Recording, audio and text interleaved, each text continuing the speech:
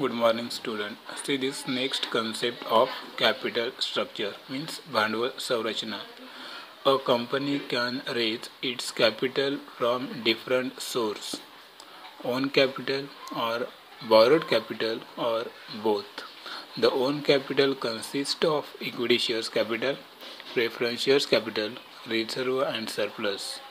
On the other hand, borrowed sources are debentures, loan, etc.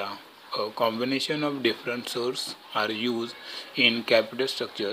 It is nothing but security mix. तर भांडवल संरचना म्हणजे काय, तर जे मालकी भांडवल आहे आणि कर्जाव भांडवल आहे यांचे एकत्रीकरण म्हणजेच त्याला भांडवल संरचना असं म्हटलं जातं. मग त्यामध्ये विविध घटकांचा समावेश केला जातो.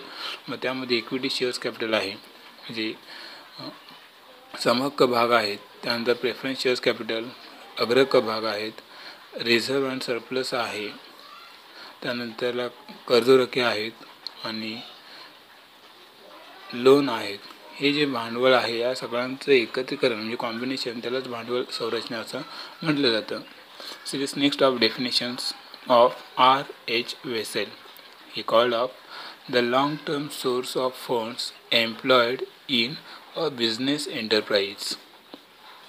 म्हणजेच काय, तर उद्योग व्यवसायात गुंतवलेले दीर्घ मुदतीचे व वैविध्यपूर्ण निधी.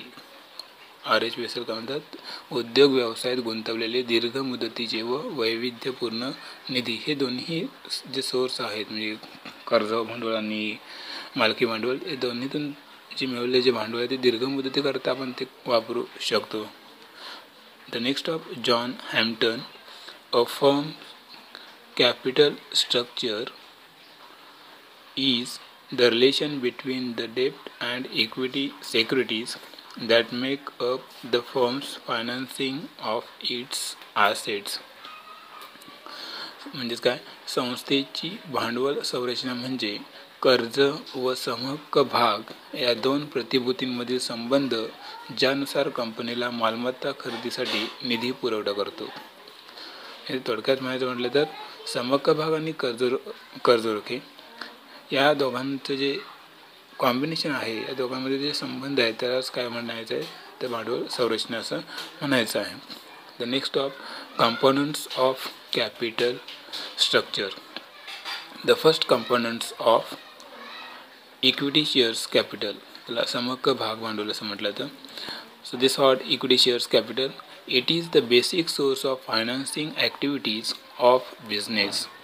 Equity shares are shares which get dividend and repayment of capital after it is paid to preference shares. They own the company. They bear ultimate risk associated with ownership. They carry dividend at fluctuating rate depending upon the profits. समहक्क भाग हे प्राथमिक source आहे कंपनीकडे की त्या माध्यमातून company तिला व्यवसायासाठी आवश्यक असणारे भांडवलाची उभारणी करते. मग इक्विटी शेअर्स कॅपिटल कशा म्हणायचं की समहक्क भाग भांडवल कशाला म्हणायचं आहे की या माध्यमातून जमा केलेले भांडवल हे कंपनी काय करते, दीर्घ कालावधीसाठी जमा करत असते.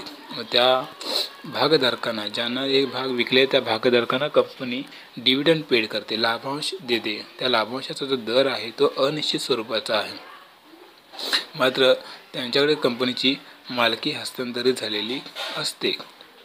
जसं कंपनीला प्रॉफिट होईल त्या प्रमाणामध्ये त्यांना काय केलं तर लाभांशाचं वाटप केलं जातं. हा पहिला घटक आहे. त्यानंतर next of preference share capital. Preference shares carry preferential right as to payment of dividend and have priority over equity shares for return of capital when the company is liquidated. These shares carry dividend at fixed rate. त्यानंतर दुसरा घटक आहे त्याला preference shares capital म्हणजेच अग्रहक्क भाग भांडवल असं म्हटलं जातं. आता हे समहक्क भागांच्या नंतर अग्रहक्क भाग हा सुद्धा एक महत्त्वाचा घटक आहे. या अग्रहक्क भागधारकांना निश्चित दराने काय केलं तर लाभांशाचं वाटप केलं जातं. मात्र समहक्क भागांच्या आधी त्यांचा काय असतो, नंबर असतो. म्हणजे समहक्क भागांना लाभांश वाटप होण्याआधी ह्या अग्रहक्क भागधारकांना लाभांशाचं वाटप केलं जातं किंवा भांडवलाची परतफेड करण्याआधी करत असताना सुद्धा अग्रहक्क भागधारकांना भांडवलाची परतफेड या आधी केली जाते. The next of number 3, retain earning, नफ्याची पुनर्गुंतवणूक. It is internal source of financing. So this fill in the blanks of retained earning is dash source of finance. So this retained earning is internal source of finance. So this internal is answer of retained earning. It is internal source of financing. It is nothing but flowing back of profit. याला नफ्याची पुनर्गुंतवणूक असे म्हटलं जातं. हे अंतर्गत source आहे. म्हणजे कंपनीला भांडवल उभारत असताना कंपनीच्या अंतर्गत सोर्स म्हणून, अंतर्गत घटक म्हणून या रिटेन अर्निंगकडे पाहिलं जातं. म्हणजेच काय की नफ्याची पुनर्गुंतवणूक, कंपनीला जो नफा झालेला आहे त्या नफ्याची साठवणूक केली जाते आणि तोच नफा पुन्हा व्यवसायामध्ये वापरला जातो, त्यालाच रिटेन अर्निंग असं म्हटलं जातं. Next one number 4, borrowed capital, कर्जा भांडवल. It comprise the following. Number 1, debenture. The first borrowed capital of debenture. It is acknowledgement of loan raised by company. Company have to pay interest at an agreed rate. Debenture त्याला कर्ज रोखे असं म्हटलं जातं की company याच्या माध्यमातून सुद्धा आवश्यक असणारे जे भांडवल आहे, म्हणजे कर्जावर भांडवल आहे, ते कर्जावर भांडवल उभे करत असते. मात्र ज्यांच्याकडून कर्ज घेतलेलं आहे त्यांना कंपनी काय करते, इंटरेस्ट पे करते, म्हणजे व्याज त्यांना काय करते, पे करत असते.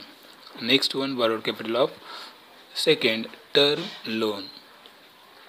Term loan are provided by bank and other financial institutions. They carry fixed rate of interest.